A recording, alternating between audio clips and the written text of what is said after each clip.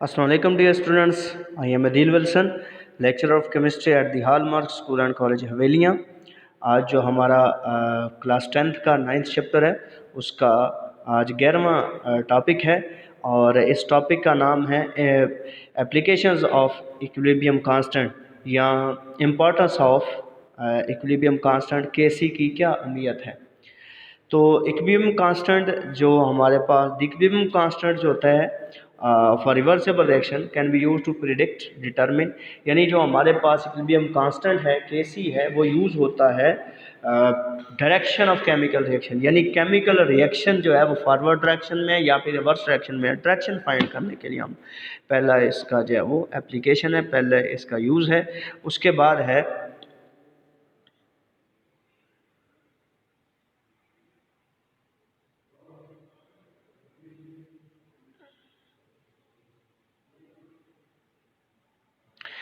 बाद है जी extent of chemical reaction, यानी केमिकल रिएक्शन कितना जो है वो कंप्लीट हुआ है या कितना कंप्लीट नहीं हुआ। उसके बाद calculations of concentration of reactants and products, यानी हम केसी से क्या कैलकुलेट कर सकते हैं, कंसंट्रेशन भी कैलकुलेट कर सकते हैं रिएक्टेंट्स और प्रोडक्ट्स की। उसके बाद इसका फोर्थ एप्लीकेशन है, ये हमारे पास है the effect of change in external conditions upon chemical reaction in equilibrium state, यानी जब आप कोई कंडीशन चेंज करते हैं तो उससे उससे भी हमें क्या करता है कि हमें इससे भी अंदाज़ा इसकी भी एक है ये इसकी एप्लीकेशन है जिससे रिएक्शन कभी फॉरवर्ड डायरेक्शन में फेवर होगा या जो बैकवर्ड डायरेक्शन में फेवर होगा, उससे प्रोडक्ट्स जो है वो हमें ज़्यादा मिलेगी या कम मिलेगी। ठीक है, तो ये भी इसकी क्या एक एप्लीकेशन है। तो पहले हम देखते हैं कि डायरेक्शन ऑफ रिएक्शन हम कैसे कैलकुलेट करते हैं केसी को यूज करते हुए। तो कहता है according to law of mass action equilibrium constant for any reaction is given as, यानी किसी भी रिएक्शन के लिए लॉ ऑफ मास एक्शन के मुताबिक इक्विलिब्रियम कांस्टेंट हम किस तरह ज़ाहिर करते हैं, KC is equal to products by concentration of products by concentration of reactants, यानी नॉमिनेटर में प्रोडक्ट्स होती हैं उसके बाद डिनोमिनेटर में क्या होता है रिएक्टेंट्स होते हैं। To predict the direction of reaction, यानी डायरेक्शन ऑफ रिएक्शन को प्रिडिक्ट करने के लिए हमें रिएक्शन कोशेंट कैलकुलेट करना पड़ेगा। ठीक है, क्यूसी जिसे हम कहते हैं the ratio of the initial concentration of products and reactants is called reaction quotient. अब ये जो रिएक्शन कोशेंट होता है ये इसको हम कैसे डिफाइन करते हैं, ये एक रेशो होती है of the initial concentration of reactants, शुरू वाली जो कंसंट्रेशन है प्रोडक्ट्स की एंड रिएक्टेंट्स की। ठीक है, इसको हम अब रिएक्शन कोशेंट जो है, ठीक है, उसी तरह जिस तरह हमने केसी के लिए लिखा था QC equal to products concentration of products by concentration of reactants, तो कहता है क्यूसी हैज द सेम। अब जब हम इनमें हम वैल्यू डाल लेते हैं, कोई भी हम क्या करते हैं कि कोई भी हम मिसाल के तौर पर एक जनरल यहाँ पे उसने रिएक्शन लिया हुआ है, कहता है let take a general reaction, कहता है जिनमें हमारे पास रिएक्टेंट ए है और रिएक्टेंट बी है, वो प्रोडक्ट दे रहे हैं सी प्लस डी। अब यहाँ पे कंसंट्रेशन ए की क्या ए है, बी की बी है, सी की कंसंट्रेशन सी है, इस तरह डी की कंसंट्रेशन डी है।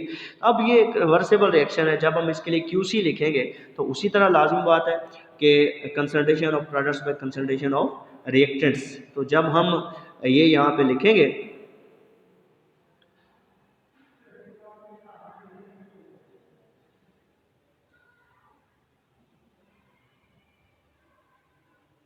अच्छा, अब यहाँ से हमें एक चीज़ पता लग जाएगी, जब हम इसकी कंसंट्रेशन वगैरह यहाँ पे लिखेंगे तो हमें यहाँ से एक चीज़ पता लग जाएगी कि जो हम क्यूसी की वैल्यू हमने क्या कर ली है, कैलकुलेट कर ली है। कहता है अगर क्यूसी जो है वो केसी के बराबर, रिएक्शन कोशेंट जो है इक्विलिब्रियम कांस्टेंट के उसकी वैल्यू अगर क्या आ जाए बराबर आ जाए तो फिर रिएक्शन किस में, इक्विलिब्रियम स्टेट में। ठीक है, फिर ना वो फॉरवर्ड है ना वो बैकवर्ड है, फिर वो इक्विलिब्रियम स्टेट में है। और अगर when KC greater than when KC greater then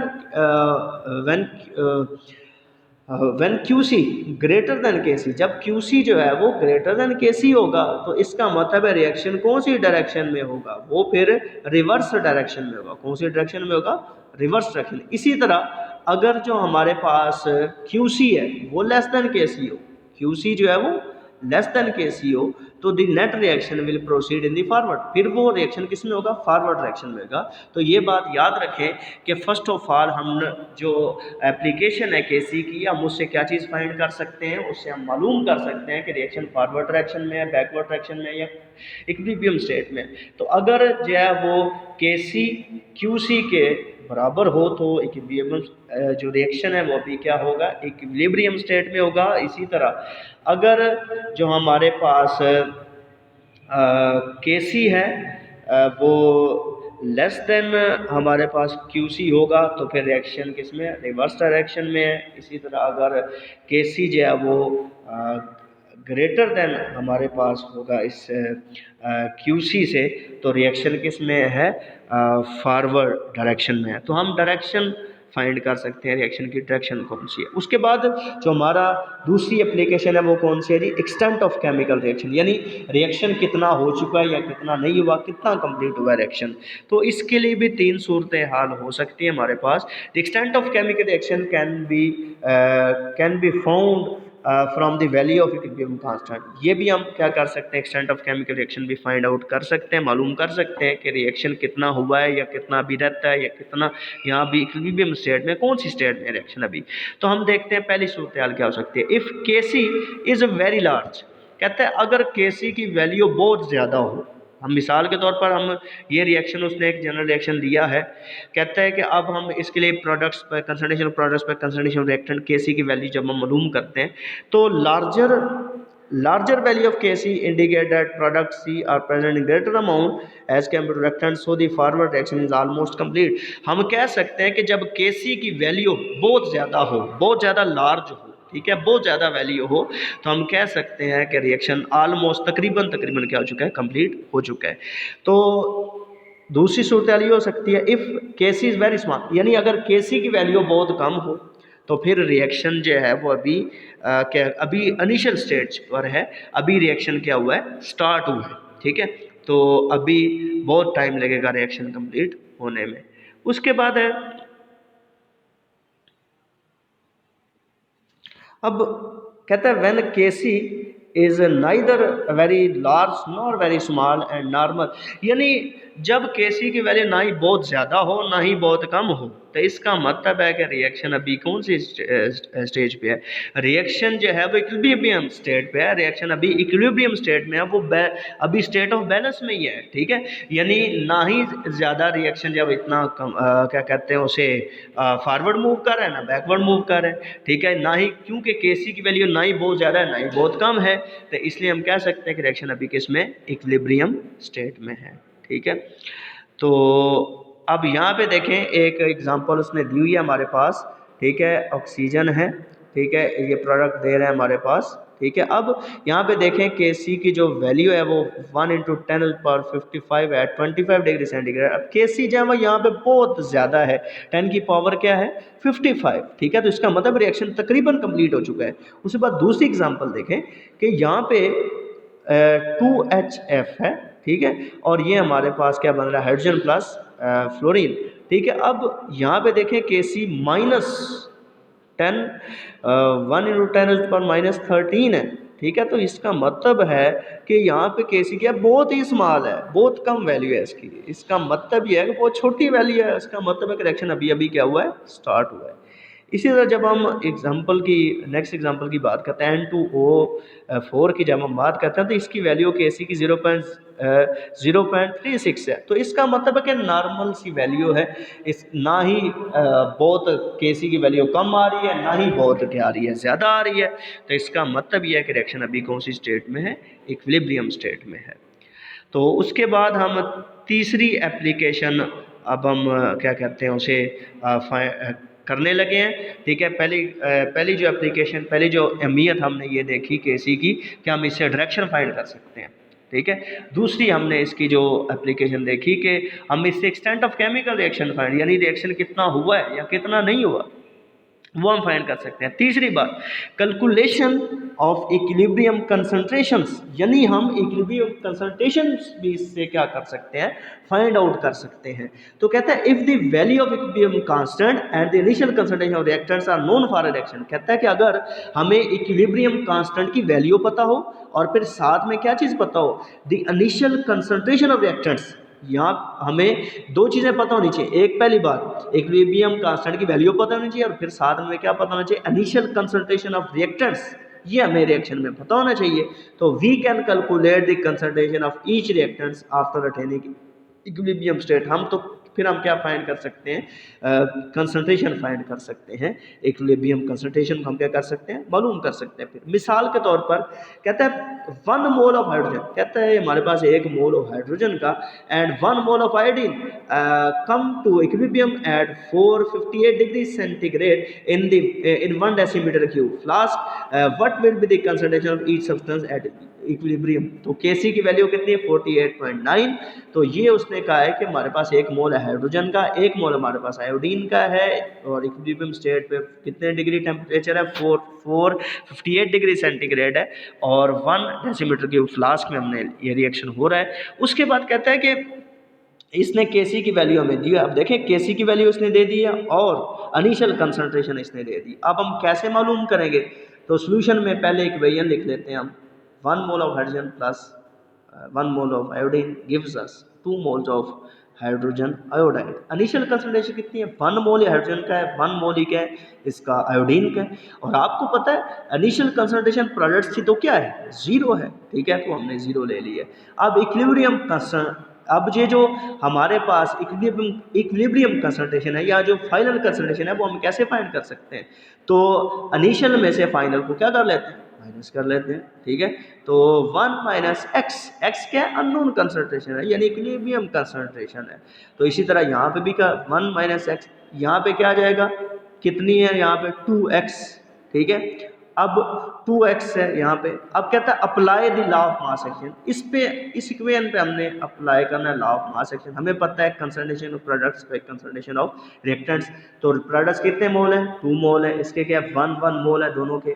तो हमने केसी उसने कितना दिया हुआ था, 48.9, वो हमने वैल्यू डाल दी है। 2x यानी ये जो हमारे पास प्रोडक्ट्स की है, ठीक है। अब इसको हम वैल्यू डाल देंगे, ठीक है, इसमें भी हम वैल्यू डाल देंगे, इसको हम सॉल्व करेंगे, ठीक है। जब हम सॉल्व करेंगे, अब देखें यहाँ पे इसे हमने जब सॉल्व किया है तो हमारे पास ये 2 हैं, जो डिनोमिनेटर में वैल्यू 1 माइनस एक्स 1 माइनस 2 दफ़ा है मल्टीप्लाई हो रहा है, 1 माइनस एक्स स्केयर हो जाएगा, इस तरह 2x स्केयर है। अब इसका जब हम स्केयर रूट लेंगे तो हमारे पास कुछ इस तरह से वैल्यू आ जाएगी हमारे पास। अब हमने इसको क्रॉस मल्टीप्लाई करना है, क्रॉस मल्टीप्लाई करने के बाद हम इसे क्या कर लेंगे, सॉल्व कर लेंगे। तो हमारे पास इसकी जब ये जो वैल्यू x की वैल्यू हमारे पास आ जाएगी, ठीक है। अब x की जगह 1 माइनस एक्स है, 1 माइनस, हमने इसकी जगह इसकी क्या कर देंगे, वैल्यू डाल देंगे। जब हम वैल्यू डाल देंगे तो हमारे पास क्या कर सकते हैं हम, कंसंट्रेशन हर एक सब्सटेंस की हम क्या कर सकते हैं, फाइंड कर सकते हैं। हाइड्रोजन की कितनी है, 0.222, इसी तरह आयोडीन की कितनी है, 0.222, इसी तरह हाइड्रोजन आयोडाइड की कितनी है, 1.556। तो इस तरह हम क्या कर सकते हैं, Kc को यूज़ करते हुए हम क्या कैलकुलेट कर सकते हैं, इक्विलिब्रियम कंसंट्रेशन हम क्या कर सकते हैं, मालूम कर सकते हैं। उसके बाद नंबर 4 पे जो हमारे पास एप्लीकेशन है वो है external conditions, effect of external condition equilibrium, यानी जो मुख्तलिफ किस्म की जो कंडीशन होती हैं, ठीक है। कंडीशन का मतलब है टेम्परेचर, प्रेशर, कंसंट्रेशन जो है, ठीक है, इसका क्या इफेक्ट होता है इक्विलिब्रियम कांस्टेंट पर, या फिर ये भी इसकी एक एप्लीकेशन ही है, ठीक है। तो हम कह सकते हैं बेसिकली इस पर ये इफेक्ट है, लेकिन हम ये कह सकते हैं उस इफेक्ट का क्या असर होता है। तो कहता है when a system reaches equilibrium, जब कोई सिस्टम इक्विलिब्रियम पे पहुंच जाता है, it will remain in the same state if the, कहता है अगर हम उसकी कंडीशन चेंज ना करें तो वो अपनी सेम सिचुएशन में ही रहता है, ठीक है, यानी उसी हालत स्टेट ऑफ बैलेंस में ही रहता है। कहता है if external conditions are change the equilibrium state of a system will also. जब हम कंडीशन चेंज करते हैं तो एक्सटर्नल कंडीशन, बैरूनी जो कंडीशंस हैं, हालत है, वो चेंज करते हैं किसी भी केमिकल रिएक्शन की, तो उसके नतीजे में क्या होता है कि सारा इक्विलिब्रियम क्या हो जाता है, डिस्टर्ब हो जाता है। तो this the equilibrium state of a system will also disturb. Equilibrium conditions are concentration। अब ये जो कंडीशन होती हैं कौन सी हैं, कंसंट्रेशन है, प्रेशर है, टेम्परेचर एंड कैटलिस्ट है। अब यहाँ पे एक मैंने आपको एक कुछ पिछले लेक्चर्स में हमने लिशर्ट प्रिंसिपल पढ़ा था। कहता है कि जब कोई सिस्टम इक्विलिब्रियम में होता है तो अगर हम कोई कंडीशन चेंज कर दें तो जो सिस्टम क्या होता है, डिस्टर्ब हो जाता है और वो अपने आप को एडजस्ट करने की कोशिश करता है ताकि वो जो इफेक्ट हो रहा है चेंज का वो कम से कम हो सके। अब मिसाल के तौर पर एक एग्जांपल आपके सामने लिखी हुई है कि जब हमारे पास नाइट्रोजन है वो रिएक्ट कर रहा है हाइड्रोजन के साथ तो अमोनिया प्रोड्यूस कर रहा है, ठीक है।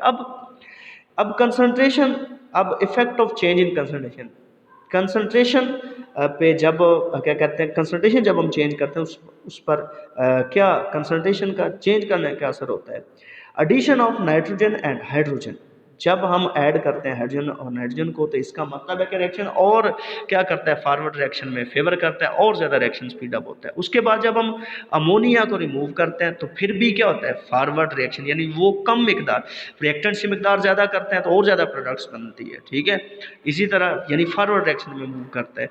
उसके बाद रिमूवल ऑफ नाइट, जब हम इसको रिमूव कर देते हैं तो लाजमी प्रोडक्ट ज़्यादा होती है, रिएक्शन किस में होता है, बैकवर्ड डायरेक्शन में मूव करने लग जाता है। इसी तरह एडिशन ऑफ जब हम एडिशन ऑफ अमोनिया करते हैं तो फिर भी क्या होता है, रिवर्स डायरेक्शन में होता है, ठीक है। और ज़्यादा अमोनिया ऐड करते जाएंगे तो रिएक्शन फॉरवर्ड में रिवर्स में मूव करेगा, बैकवर्ड में मूव करेगा। रिमूवल ऑफ अमोनिया जब हम करते हैं तो उसके नतीजे में रिएक्शन फॉरवर्ड में मूव करेगा। अब effect of change in temperature, increase in temperature above 400 degree centigrade favour reverse reaction. कहता है कि अगर टेम्परेचर आप बढ़ा दें तो रिवर्स रिएक्शन होगा, ठीक है, यानी बैकवर्ड रिएक्शन ज़्यादा फास्ट होगा। इसके अलावा इंक्रीज इन टेम्परेचर जब हम करें अप टू 400 डिग्री सेंटीग्रेड बढ़ा दें जब हम, तो उसके नतीजे में क्या होगा, फॉरवर्ड रिएक्शन होगा। उसके बाद effect of change in pressure, जब हम प्रेशर बढ़ाते हैं तो जो इंक्रीजिंग प्रेशर, फॉरवर्ड रिएक्शन क्या होता है, ज़्यादा स्पीड अप हो जाता है, ठीक है, वो ज़्यादा होता है। उसके बाद जब हम प्रेशर घटाते हैं, कम करते हैं, तो उसके नतीजे में क्या होता है कि फेवर रिवर्स रिएक्शन होता है। तो हम कह सकते हैं कि effect of external condition on equilibrium, ठीक है, ये भी क्या केसी का एप्लीकेशन है। हमें यहाँ से पता लगता है कि रिएक्शन फॉरवर्ड रिएक्शन में हो रहा है, बैकवर्ड रिएक्शन में, तो लाजमी बात है जितनी ज़्यादा कंसंट्रेशन इंक्रीज कर लेंगे उतनी ज़्यादा प्रोडक्ट ज़्यादा बनेंगी। टेम्परेचर बढ़ाएंगे घटाएंगे, बाज़ रिएक्शन ऐसे होते हैं जहाँ हमें टेम्परेचर कम करना पड़ता है, ज़्यादा करना पड़ता है, ठीक है। तो हमें ये भी इसकी क्या एक एप्लीकेशन है, ठीक है, ताकि हमें जो हमारे पास प्रोडक्ट्स है वो हमें अच्छी मिले, उसकी क्वालिटी अच्छी हो, इसलिए हम ये कंडीशंस क्या करते हैं, चेंज करते हैं। अब हमारे पास जो इस चैप्टर का आखिरी टॉपिक एक पॉइंट टू बी पॉन्डर एक लिखा हुआ है हमारे पास सामने। कहता है कि डज अ स्मॉल वैल्यू, यानी कहता है अगर केसी की वैल्यू बहुत ज़्यादा कम हो तो रिएक्शन क्या होगा, स्लो होगा। इसको जस्टिफाई करें। कहता है yes a small value of Kc indicates slow reaction in the forward, यानी अगर Kc की वैल्यू बहुत कम होगी तो इसका मतलब रिएक्शन क्या होगा, बहुत स्लो होगा। इसका मतलब रिएक्शन अभी अभी क्या हुआ है, स्टार्ट हुआ है।